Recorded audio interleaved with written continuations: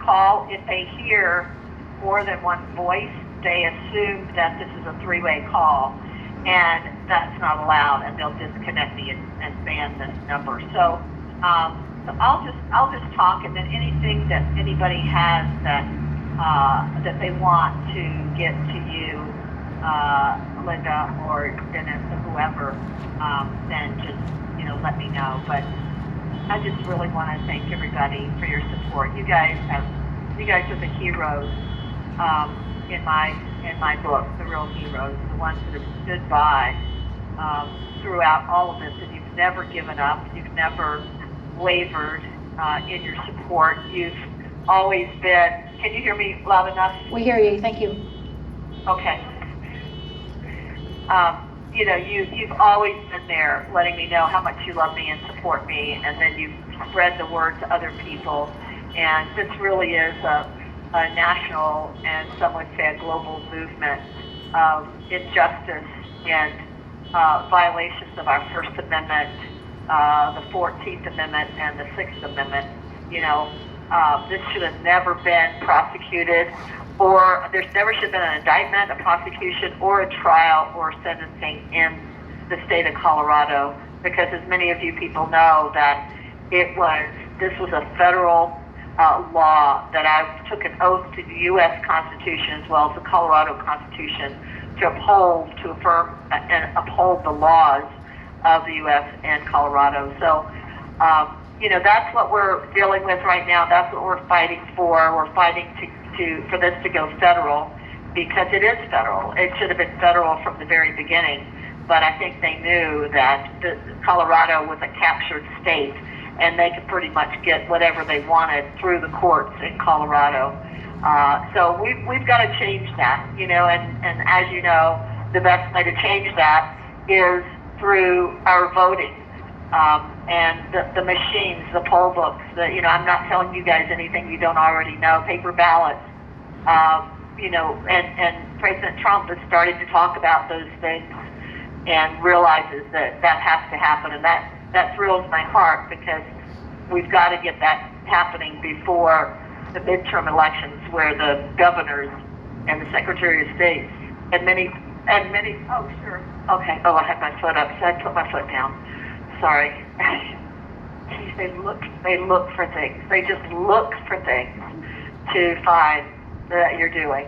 I had my foot on the ledge of the window and to balance myself, and he came over and told me to put it down. So this is, I'll have a lot more stories to tell when I do get out of here. But our jails, our prisons need to be fixed. The food. The food they feed us here it even says on the cartons in the kitchen, in many, I think, because I know this is true in Larimer and Mesa, it's probably the same supplier all over Colorado, that it says not suitable for human consumption. I might get 2 big rough carrots that haven't been, the only thing that I get that's fresh is either carrots or once in a while celery. You get like half a stalk of celery, it's cut into like 2 or 3 pieces, and then like half of this giant carrot, cut into big round circles, and they're not even peeled or nothing. They're just, with the skin on them and stuff, kind of gross. Like what you feed your horses, or, things like that. And I haven't had any meat since I've been here. Except for what I've gotten on commissary. The meat is a soy protein isolate that I won't eat. And it's mixed in. It looks like dog kibble. It's mixed in with the rice, which half of it's not even done. And it's just awful. No one should be feeding people this food. The sheriff here said that it's 2,800 calories. He's proud of the fact that it's 2,800 calories. Well, the reason that it's 2,800 calories is because it's all starches and filler. So the people are always hungry. They're always hungry and you can't save food in your cell because you get raided for contraband. And most of you know that they found peanut butter and some crackers that I had stored in my bra, and every single other of the 30 women had. Most of the women had stuff in their bra, food and stuff, and I'm the only one that was handcuffed and forced to go through that humiliation and being strip searched for the third time. So, there's a lot that needs to happen. These deputies are very emboldened. They say my pod, my rules, and the inmates have no say of anything. So it's, I think that there's some good things happening to some of the people in here. They're starting to see their need for the Lord. One girl who was really big bully, she is, because of the crisis counselor, and I'll let Linda and Dennis tell you about that. But and then there's another one that I'm getting teed up, and several more. So somehow they are seeing the light of God. So I'm very grateful. Listen, I'm reading the trilogy called The Final Quest. It's three of Rick Joyner's books in one, and I really suggest all of you get it. It's excellent. I read it years ago, probably 30 years ago, and it's even more impactful today. So get that book. It's called The Final Quest, the trilogy by Rick Joyner, and that way you can buy the 3 books individually, but that way it's all in one book. So, Linda, is there anything else that you can think of to share?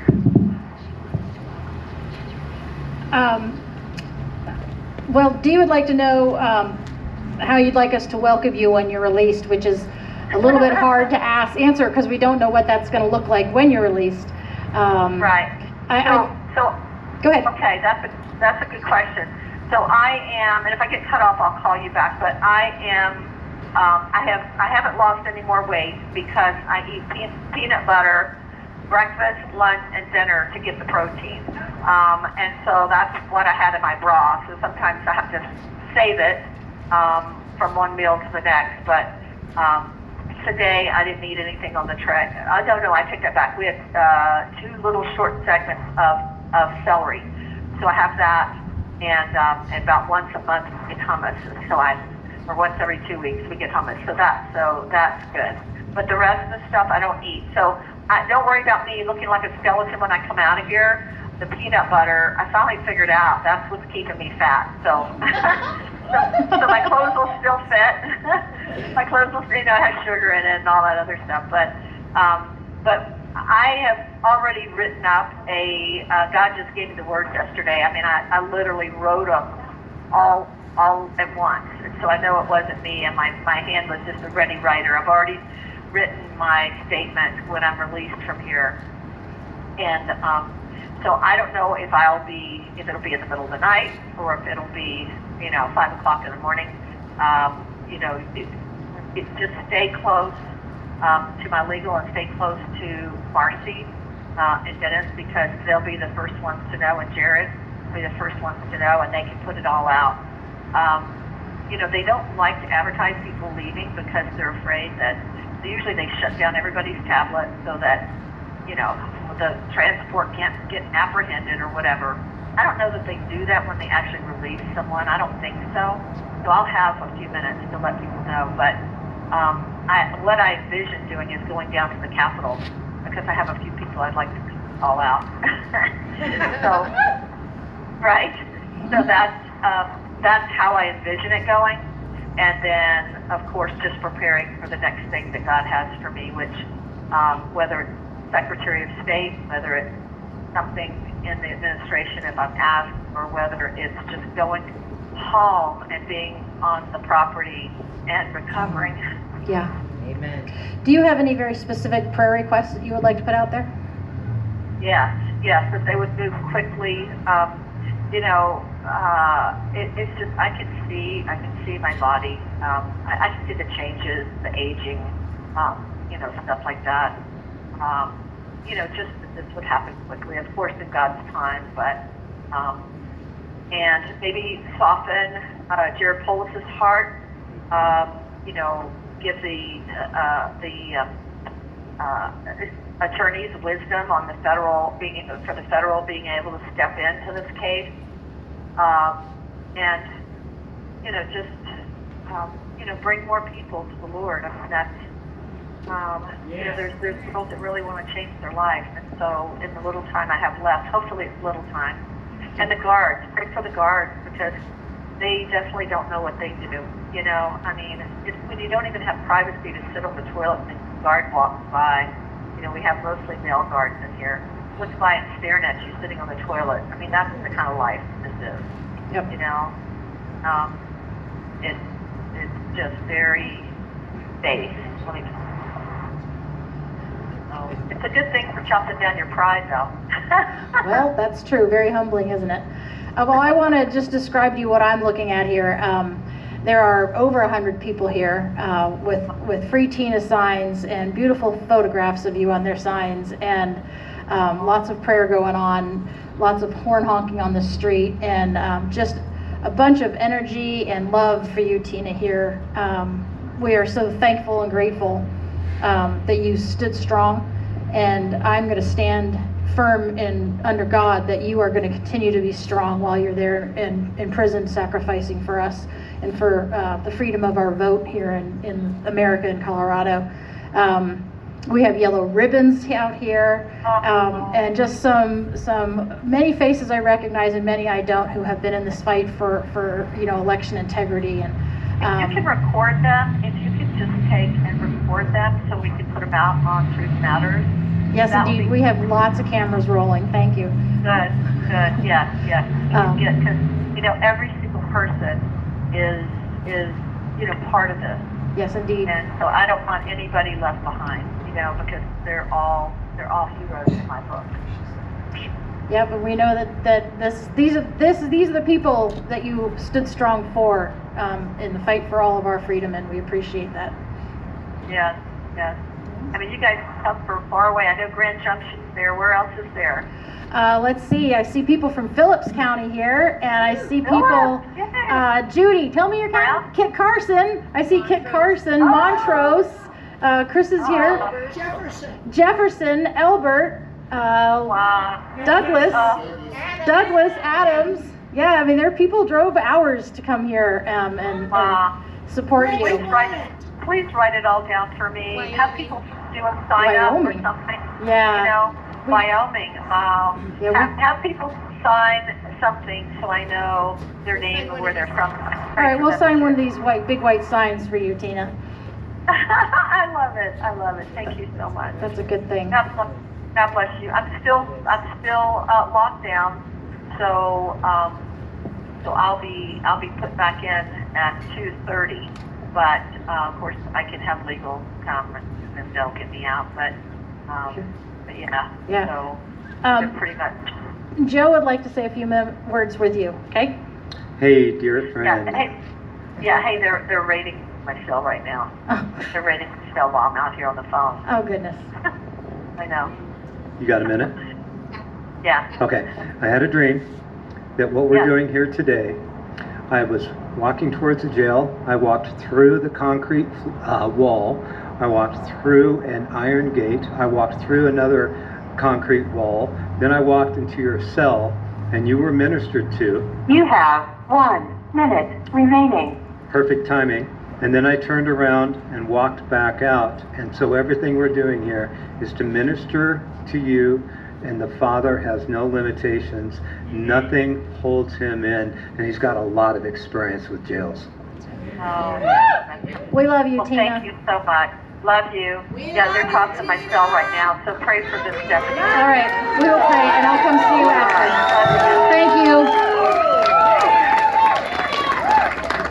Okay, so I don't know if you caught that, but while we were talking, they were raiding her cell, so they're looking for contraband, which of course she has nothing, maybe an extra packet of peanut butter. And let me explain to you the whole holes in her bra. They don't have pockets, so that's what the women do, is they'll stick it in their bra somewhere to carry it so that it doesn't get taken, or doesn't get taken if they're raided. Last week she started this.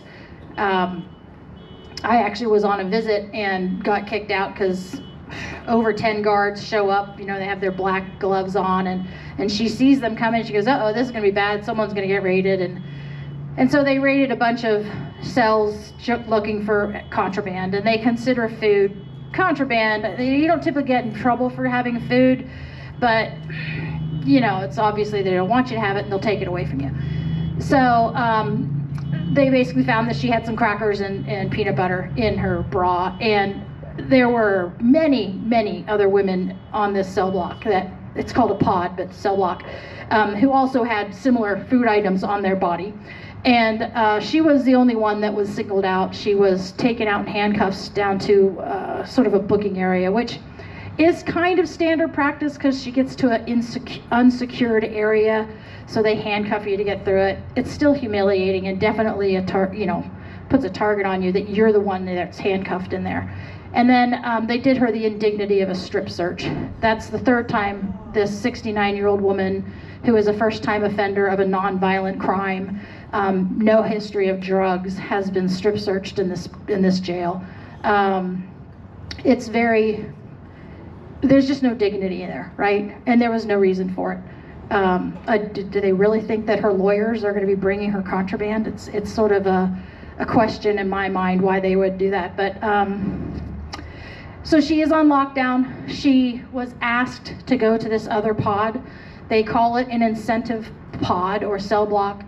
It's not a good situation for Tina because it's very open. So she has a really hard time sleeping. There's 34 women in the same big room.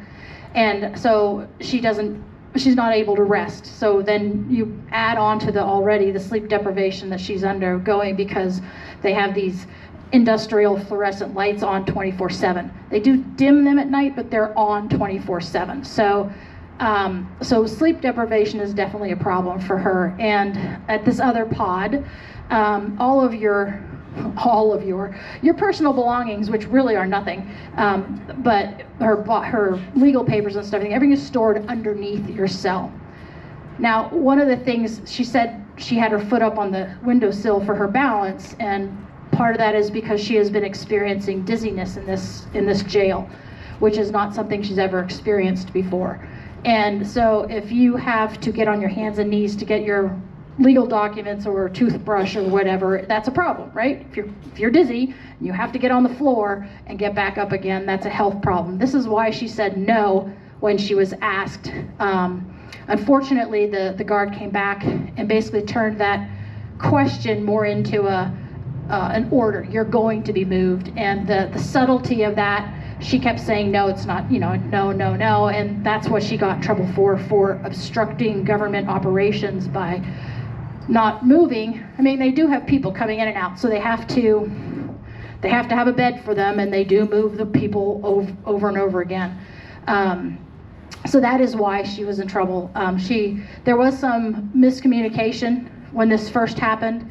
And so, some wrong information got out there that she was in lockdown for 27 days. And that isn't true. It was corrected quickly, but that isn't to say she's not struggling. She is, like I said, she's on lockdown. Her roommate also happens to be on lockdown now also with her. So her cell is about 6 to 8 feet by 10 to 12 feet. It has one concrete bunk, one metal shelf of a bunk with no ladder, a tiny desk, a toilet, and a tiny little sink, and that's where she's locked in. Big, thick, heavy metal doors. Everything is cold. I will say one of the harder things at this jail compared to Mesa County is they have their uniforms.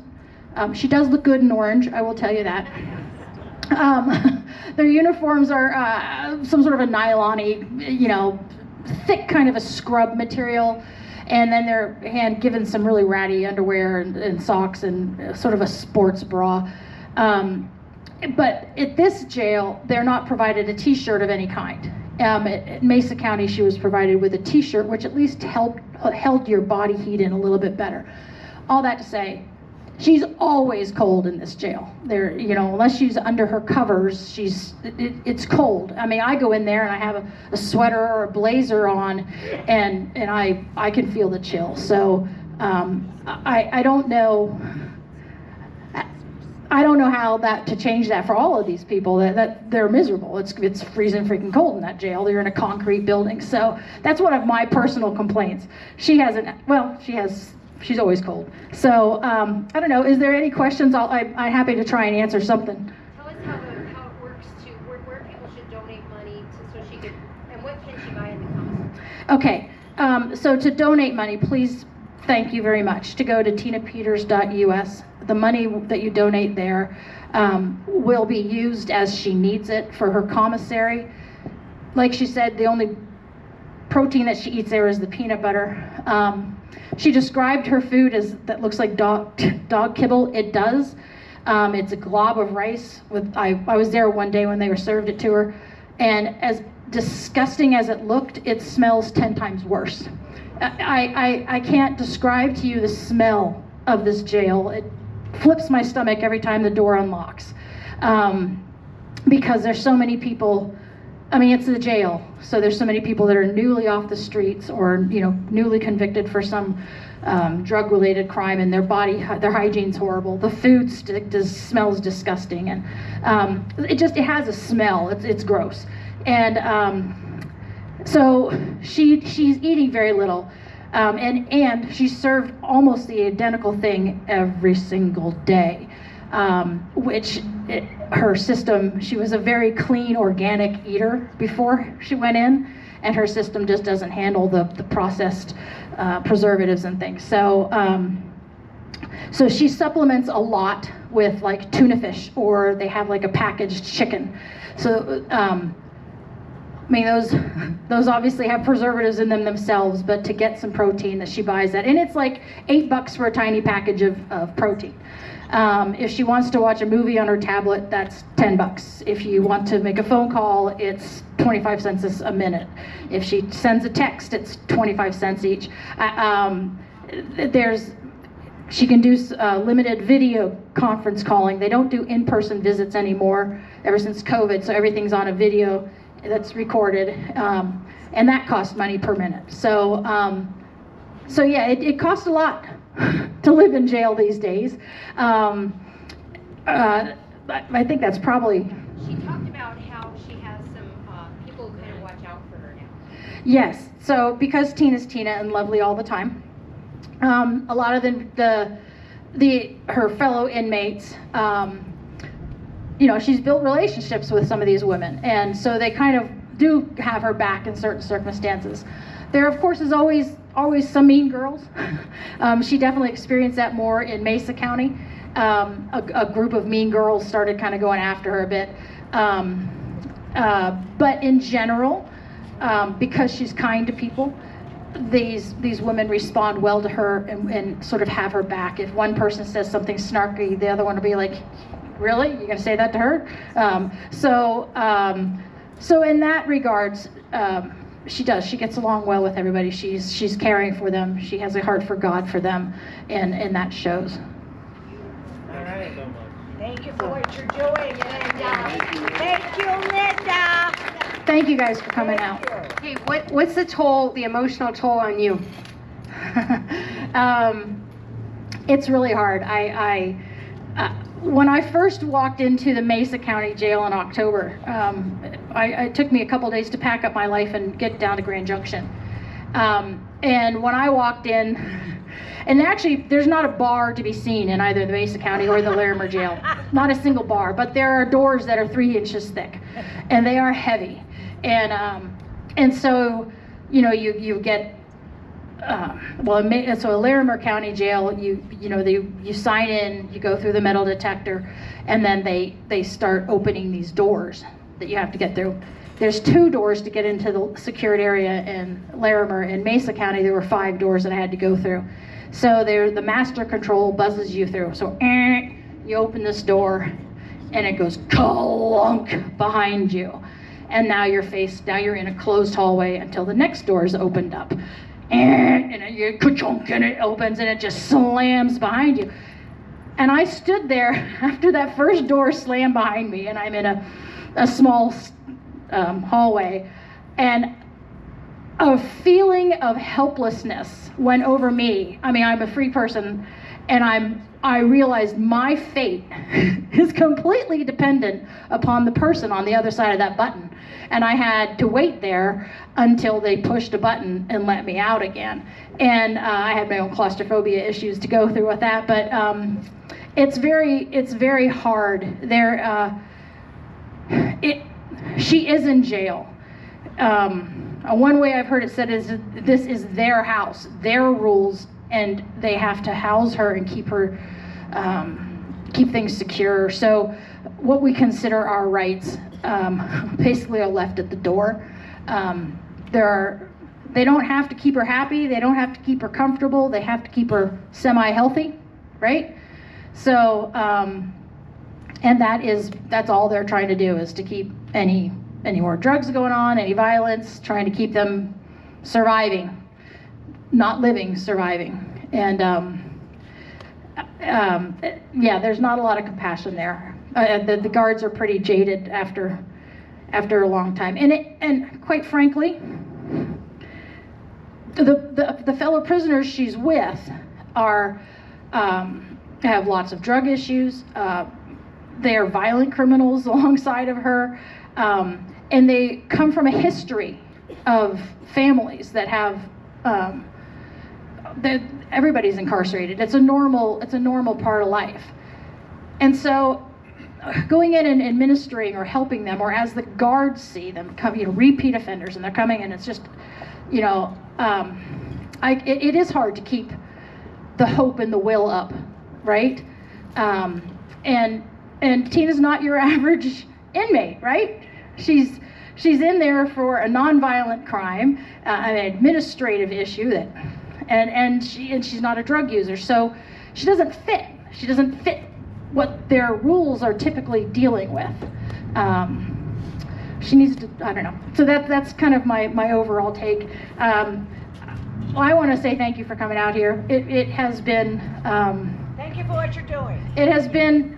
You're welcome. It's not. That's not why I'm here. I'm here to hold my phone up. It's been my honor and my privilege to sort of walk with Tina through this, and I've learned a lot, and I'm happy to be able to give back to her too. Let's give Linda a huge round of applause. Thank you so much, Linda.